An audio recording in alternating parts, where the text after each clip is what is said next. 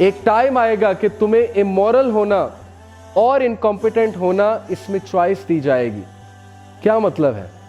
आज आप देख लें, जो बंदा दीन पे चलता है उसको क्या कहा जाता है? इनकॉम्पिटेंट है, ये बैकवर्ड है, ये जाहिल है, इसको कुछ नहीं पता, ये दुनिया से कट ऑफ है, ये मुल्ला है, ये टेररिस्ट है, इनको कुछ सोचना समझना नहीं आता, इनको बात करनी नहीं आती, इनमें इंटेलिजेंस कोई नहीं है। सो रसूलुल्लाह सल्लल्लाहु अलैहि वसल्लम सेड कि ये ताने सुन लेना, ये ताने बर्दाश्त कर लेना, लेकिन दूसरी लाइफस्टाइल की तरफ मत जाना। ये हमारे नबी की नसीहत है। और आज ऐसा होता है, when we go to universities, हमें वहाँ ताने सुनने पड़ते हैं। जो सिस्टर्स हिजाब शुरू करती हैं उनको ताना सुनना पड़ता है, फैमिली का अलग से, उस्ताद का अलग से, तरह तरह की नज़रों से देखा जाता है, उसे जज किया जाता है। और जो लड़का दाढ़ी रखने की कोशिश करे, नमाज़ें पढ़ने की कोशिश करे, मोरालिटी की बात करने की कोशिश करे अपनी क्लासरूम में, दाढ़ी तो अलग लेवल है ना, वो तो लेवल ही बहुत हाई है, सिंपल मोरालिटी की बात करने की कोशिश करे कि यार ये चीज़ गलत है, देन सी कि उसके साथ क्या होगा, उसके दोस्त उसका क्या हशर करेंगे, उसको किस किस तरह के अलकाबात से जो है बुलाएंगे। सो द एडवाइस ऑफ रसूलुल्लाह सल्लल्लाहु अलैहि वसल्लम, जो कि सबसे ज़्यादा सिंसियर तरीन इंसान थे हमारे साथ, उनकी एडवाइस ये है कि choose being called incompetent but do not choose the way of immorality.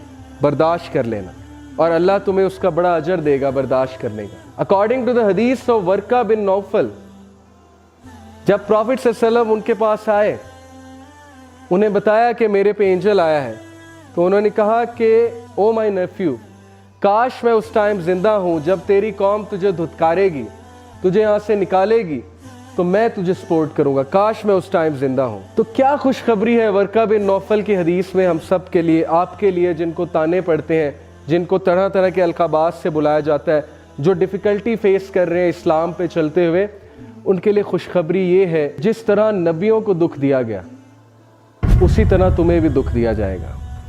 क्योंकि नबी अल्लाह के सबसे पसंदीदा बंदे थे, हक की बात करते थे, सच की लड़ाई लड़ते थे, और उन्हें दुख दिया गया, उन्हें तंग किया गया, उन्हें ताने दिए गए और फैमिली वालों की तरफ से दिए गए। तो ये तुम्हारे लिए खुशखबरी है, असल में तुम्हारे लिए बशारत है कि तुम्हें भी दुख दिया जा रहा है। और किस लिए दिया जा रहा है? क्योंकि तुमने कहा है ला इलाहा इल्लल्लाह, कि मैं अगर सर झुकाऊंगा तो अल्लाह के आगे झुकाऊंगा, अगर मैं मानूंगा तो अल्लाह की मानूंगा। So that is a good tidying for all of you. और आज का जो दौर है, when everything is grey, her cheese grey है, ओके, ब्लैक एंड वाइट वाला दौर, जब ब्लैक बड़ा एविडेंट था, वाइट बड़ा एविडेंट था, हम सबको पता था ये बुराई है, ये अच्छाई है। आज ग्रे एरियाज बहुत ज़्यादा है।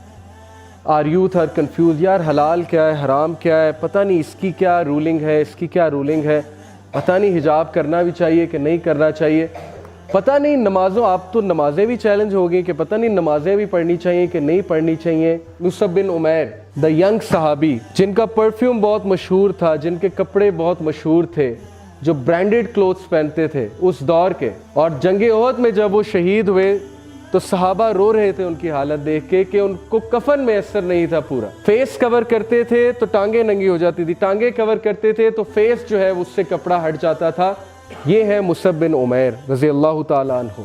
सहाबा रो इसलिए नहीं रहे थे कि ये बेचारा गरीब हो गया या इसके पास अब कफन तक नहीं है, वो इस बात पे रो रहे थे कि इसकी कुर्बानियाँ देखो, इस बंदे ने क्या लाइफस्टाइल छोड़ के नबी को सपोर्ट किया, और इस लेवल पे सपोर्ट किया कि आज शहादत की मौत जो है इन्हें आई है।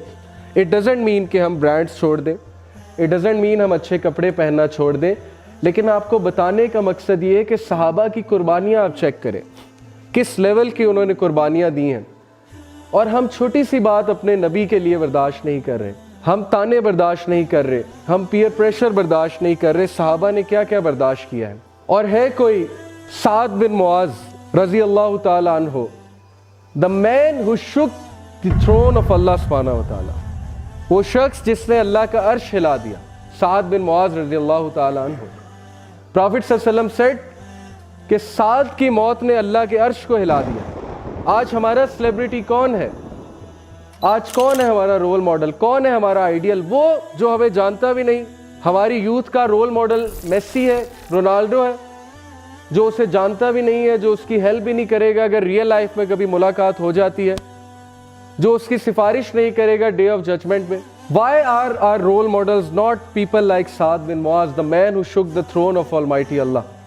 آج میں آپ کو کہوں کہ ایک بندہ ہے جس نے وائٹ ہاؤس کو شیک کر دیا, تو آپ کی توجہ فوراً جائے گی کون ہے جس نے امریکہ کو شیک کر دیا, کیونکہ امریکہ سپر پاور ہے.